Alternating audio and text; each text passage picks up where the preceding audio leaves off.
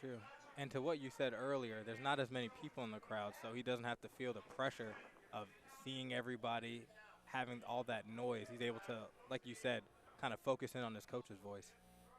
And he seems to be doing pretty well. He was a little wild for a second, but then he's calmed down. Settled right in. Flying knee. But Santini is showing that experience right now, walking him down, blocking, and then getting him with some hard shots, like nice. right to the face. Right to the face. But he doesn't seem to be, no one's too flustered right now. Yeah, both of these fighters are definitely still way composed as each one taking turns, you know, going back and forth, being aggressive while the other one sits back there, defends, and returns back. Neither one of them looks to be, you know, out of their element here. 2 minutes is such a sprint.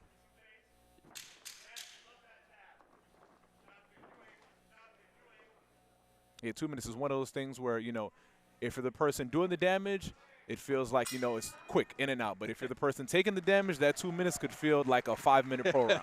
Oh, yeah. And I guess you can be tempted to go really hard in 2 minutes, right? Yes. Like you should have the gas tank for it, but it's not like you can't lose it in 2 minutes. Yeah. It's crazy because we can do all the conditioning, training, and all of it can fly out the window in 2 minutes if we don't actually approach the fight with a good strategy. Exactly. And plus, when you're at the gym, yes, some gyms, you know, go 3 minutes amateur or 5-minute rounds training. But it's also a different mindset, especially here for Patrick Prescott. What is it like for him being there in the cage after a weight cut? I don't know how his camp goes or if they've done like a mock, you know, weight cut and then see how you feel the next day after. But if he just yesterday was his first weight cut, did he refuel properly? Hydration? What was his meal? Did he just, you know, go load up with his buddies and eat a whole bunch of pizza? Or did he have that proper, you know, carbohydrates and protein and fruits and vegetables this morning to get him back going after that cut? Very true. I remember my early amateur days. After weigh-ins, I ate lasagna. Horrible. Horrible mistake.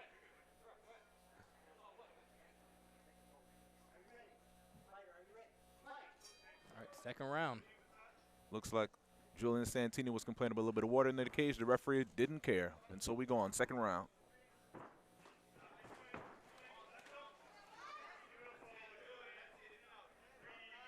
Again, Patrick Prescott coming out the more aggressive fighter here. It seems like that first fight jitters is gone and shaken away as he commands the center of the cage here, putting the pressure on Julion Santini. And he's getting a little loose in there now. Have either of you guys competed in just kickboxing or just like a singular form? Yes, I did once. Quite a few times. Well, I did one amateur kickboxing fight before I turned pro years ago. And it was definitely a different set of cardio. I've got, you know, 3 5-minute rounds, what have you, all the time in the gym. But that kickboxing, when all you can do is just kick and punch, kick and punch, kick and punch. You know, MMA, sometimes you can take your breaks, take a person down, rest up against the cage. Kickboxing is nonstop action. Yeah, I had about four or five kickboxing fights, or kickboxing Muay Thai. I wanted to be a kickboxer at first before I got into MMA, but as we can see, MMA is what actually I stuck. Yeah. But yeah, kickboxing, and I had a boxing fight. I'm definitely thinking that Santini's overhand right might end up doing some damage later on. With the way Patrick Prescott is coming in with his head up.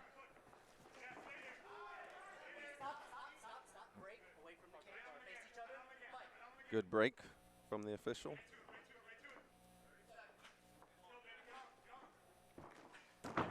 Oh, well-timed low kick.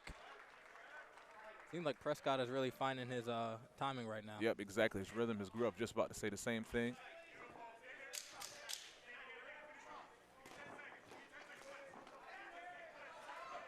I feel like Santini is getting a...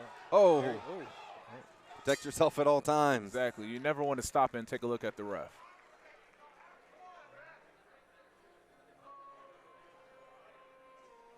All right, now going into the third round here, I don't know about you guys, but I would definitely give the edge to Patrick Prescott here. He was definitely aggressive, took control of the cage that first round and did the same thing following up the second round. Not to take anything away from Julion Santini. He definitely stuck in there and gave him a couple of, you know, overhands and definitely was ripping the body on Patrick. But I'd still give that close edge, both the first and the second round, to Patrick Prescott. I agree. I definitely think Patrick Prescott is up right now. He closed out the round by getting him on the ground with a well-timed kick. and he's been the aggressor quite a few times. So I'm thinking that Santini's going to have to really go out there and try to use that experience to catch his timing and get him with a good overhand right and really start to just deteriorate everything that Prescott is doing. Yeah, I definitely think, like you mentioned, that overhand right will definitely succeed on Patrick because, as you noticed, you know, with that being that this is his first fight, I noticed that his hands are starting to drop down from the first round going into the second round. Now, this third round, he's getting a little bit too comfortable. I don't want to say necessarily cocky, but a little bit too comfortable as he's keeping his hands a little bit too low for my own comfort. And as we see, that overhand right, it's close, but it's just not getting there. He's just got to time it a little bit better. And for Prescott, he's just got to make sure he's not coming in with his chin up. Exactly. Oh, there you go. You just said it right there. That wobbled him. Oh, he's hard shots landing. I think Julion Santini and his corner both knows he's down 2 rounds to none, so he needs to finish here if he wants to get this fight won. But that's where that experience is coming into play. He was down 2 rounds, but he just dropped him. And this is where Prescott is going to be able to see a little bit of his determination and his toughness. Exactly. Can he come back from a knockdown like this? Can he be able to protect his lead so far in the sense where I think he's up, you know, 2 rounds to none?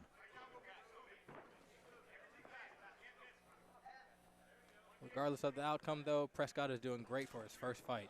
Exactly, especially against a more experienced opponent.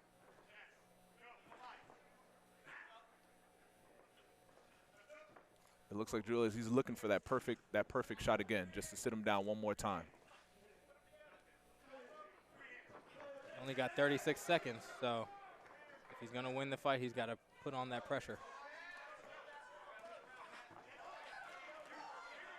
Trying to let it rip. There it is. Every time Patrick steps in and overextends his jab, Julion Santini is just looking for that counter. And really, I'm thinking Santini maybe needs to press him a little bit, get Prescott to throw so he can do some counter punching. Exactly. He's definitely not fighting like a guy who's down 2 rounds now. Let's see if that was a slip.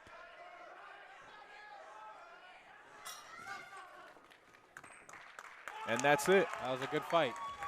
Both fighters with their hands up. It seems like both fighters think that they won here. If anything, I'd give it 2 rounds to 1. Patrick Prescott definitely got rounds 1 and 2 in my opinion, and then Julion Santini might have edged out the 3rd round. I agree with you right there. Pro Orlando. This one has gone to the judges' scorecard, so we will hear the final call now from Roman. All right, ladies and gentlemen, after 3 rounds of action, we go to our judges' scorecards, and they've awarded your winner by way of unanimous decision, Julion Santini. And there you go. The judges gave a unanimous decision, Julion Santini. But I can